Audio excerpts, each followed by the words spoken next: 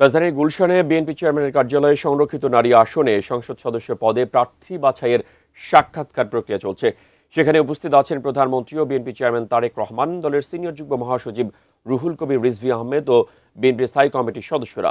বিস্তারিত জানতে সরাসরি যুক্ত হচ্ছে সহকর্মী আবুল কালাম আজাদের সঙ্গে। আজাদ, আমাদেরকে বিস্তারিত জানাবেন।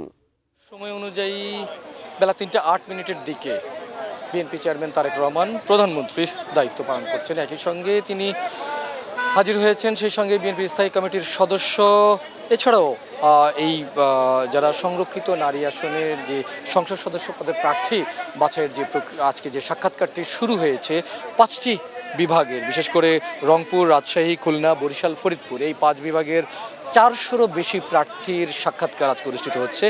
এরই মধ্যে পঞ্চগড়, দিনাজপুর, ঠাকুরগাঁও, এই 3 জেলার প্রার্থীদের একসঙ্গেই বলা যায় যে তাদের সাক্ষাৎকার প্রক্রিয়া শেষ হয়ে গেছে। কয়েকজন প্রার্থীর সঙ্গে আমাদের কথা হয়েছে যে এই সাক্ষাৎকার পর্বে তাদের সঙ্গে কী ধরনের আলাপ আলোচনা হয়েছে, কি প্রশ্নেই বা জিজ্ঞাসা করেছে মনোনয়ন বোর্ড।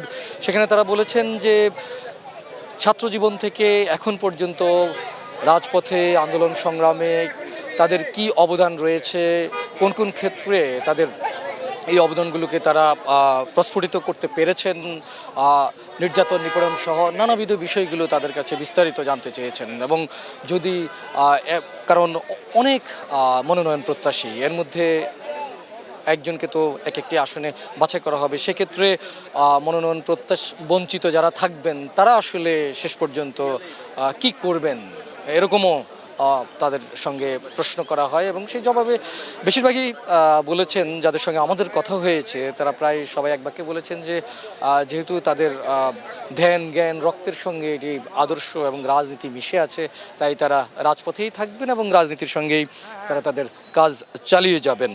আপনাকে একটু জানাতে চাই, গত 10, 11, 12 এপ্রিল 1300 মনোনয়ন ফর্ম বিক্রি করেছিলেন এই সংরক্ষিত নারী আসনের জন্য বিএনপি। তার মধ্যে 900-রও বেশি আবেদনপত্র জমা পড়ে এবং তারই ধারাবাহিকতায় আজকে এখানে গুলশানে বিএনপি চেয়ারম্যানের কার্যালয়ে এই সাক্ষাৎকার পর্বটি শুরু হয়েছে। আগামীকালকেও অন্যান্য যে বিভাগগুলো রয়েছে সেগুলোর বাছাই পর্ব বা সাক্ষাৎকার পর্ব চলবে। এখনকার মতো এই ছিল আমার কাছে সবশেষ।